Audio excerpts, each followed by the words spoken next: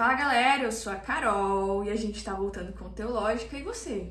Eu sou a Cristi. Ah. E eu também estou voltando com Teológica. A história de hoje vai dar sequência ao livro de João. A gente quer fazer mais 2 vídeos sobre o João e daí a gente vai mudando de livro pra gente poder dar uma geral, assim, bem legal. A história de hoje é sobre o cego de nascença. O cego de nascença, João.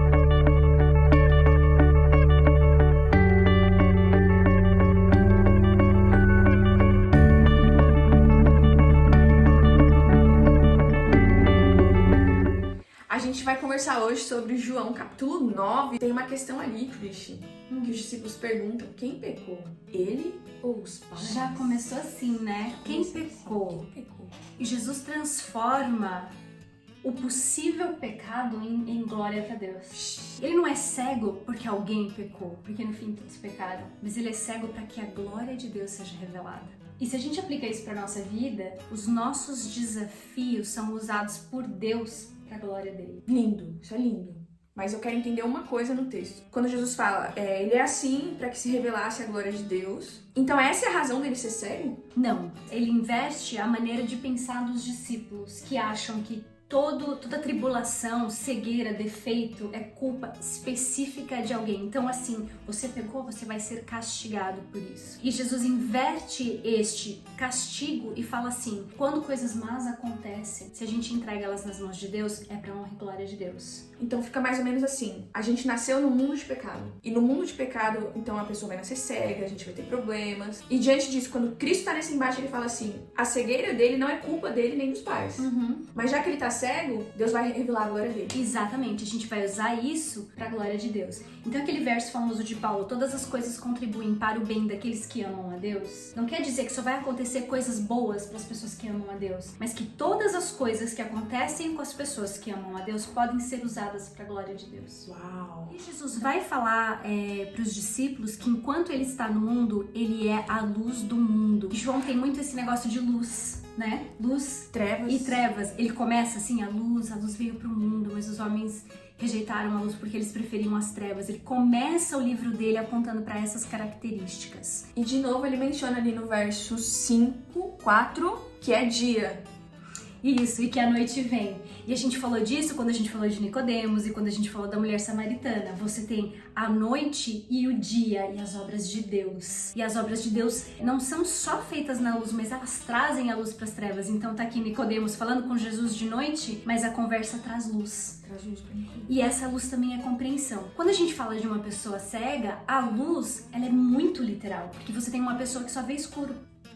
E agora essa pessoa vai ver, ou seja, a luz vai entrar nessa pessoa e essa pessoa vai ser transformada. Tá, mas me explica uma coisa: o que seria essa noite vem e ninguém pode trabalhar? Momentos em que é muito mais difícil trabalhar. Não é só que ninguém pode trabalhar, mas se a gente pensa assim, a noite vem, são momentos, por exemplo, de perseguição, momentos em que você não pode ler a sua Bíblia. Nos dias de hoje não são momentos, são locais em que você não pode declarar abertamente que você é cristão, de que você não pode viver o seu cristianismo. Mas aqui, enquanto Jesus está, os atos dele vão acontecendo. Quando Jesus vai embora, o que acontece? Uma perseguição enorme dos discípulos.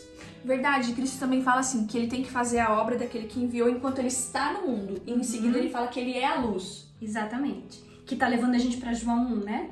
Isso. E aí, como que ele faz essa cura? Olha só como essa cura é diferente das outras. Ele cospe na terra, pega o barro e passa no olho do cego.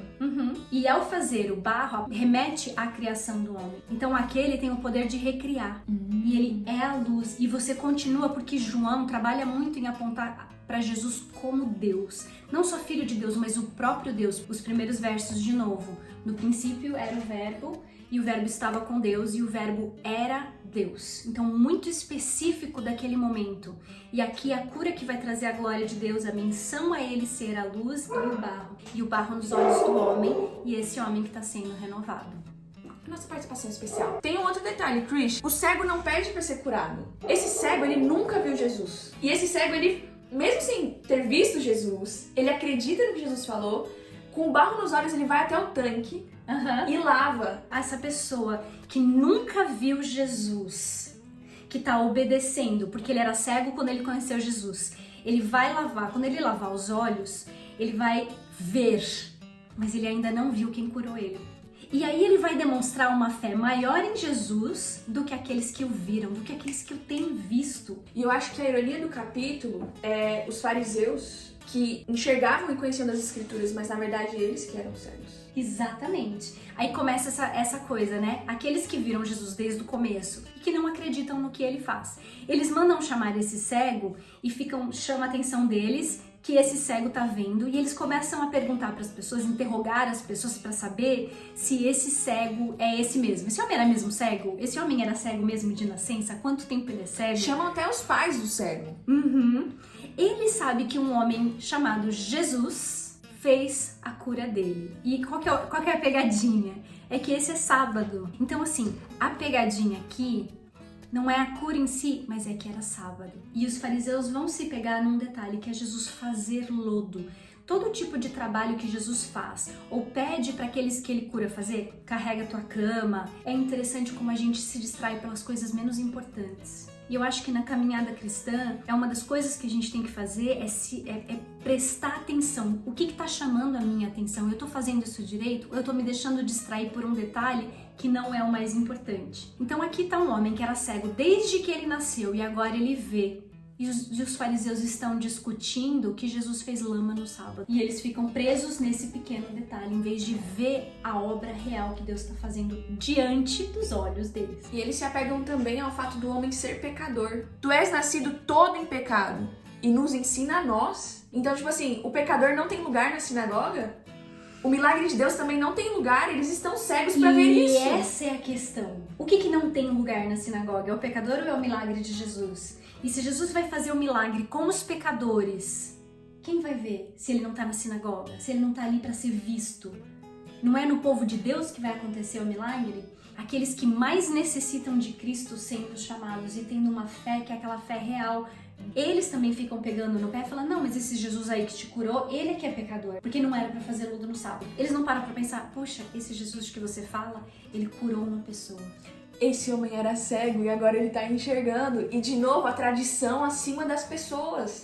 Porque a discussão deles é como um homem pecador pode fazer isso. Ele pega na raiz daquele detalhe da distração, porque ele fala assim, se ele é pecador ou não, eu não sei. O que eu sei é que eu era cego e agora eu vejo. Então a gente passa a ignorar as pequenas distrações da vida, os pequenos detalhes que tiram o nosso foco da obra de Deus e olha para a obra de Deus, aonde o Espírito Santo está atuando. Porque eu quero estar lá ajudando. Então eu não fico olhando os detalhes, poxa, o Espírito Santo tá atuando lá, mas lá só tem pecador, não vai dar pra ir lá ajudar. Pelo contrário, eu falo assim, eu humildemente aceito o trabalho que o Espírito Santo tá colocando no meu caminho, porque ele abriu os meus olhos para ver o trabalho de Deus naquele local, naquela pessoa, naquela obra, naquela missão. Então ele consegue sair da distração, falar assim, não sei se ele é, se ele não é, quem que ele é, o que que ele fez. Eu era cego e agora eu vejo.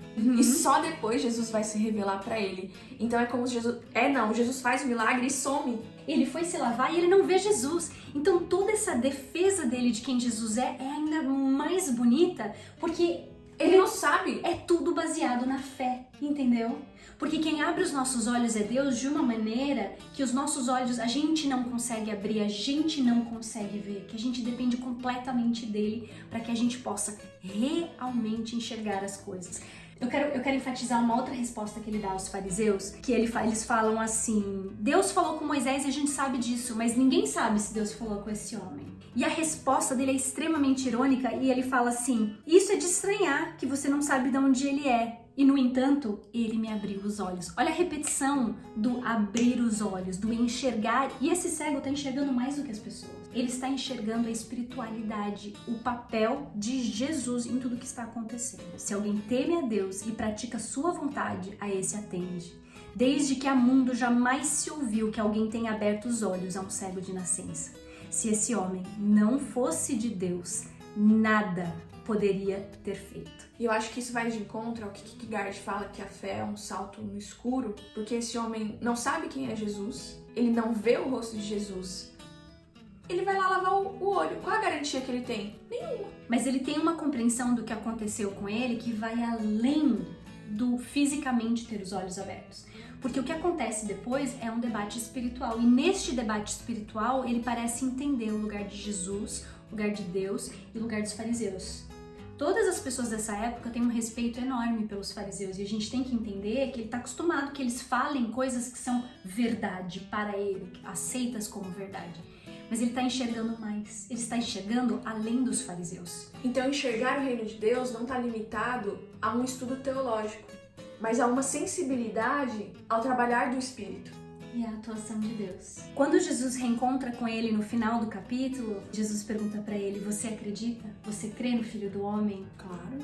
E ele diz assim, Senhor, quem é ele para que eu creia? É tão legal, porque assim, por trás da pergunta dele tá uma necessidade de ver quem o curou. Então ele vai dizer assim: quem é ele?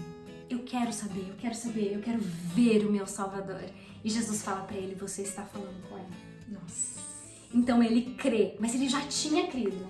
E é isso que é bonito no exemplo dele. Ficamos por aqui hoje. Sensacional, João 9. Eu amo o Evangelho de João. Um beijo pra vocês, saudades e vamos voltando aos poucos. E é sobre isso e para além. Até a próxima, pessoal.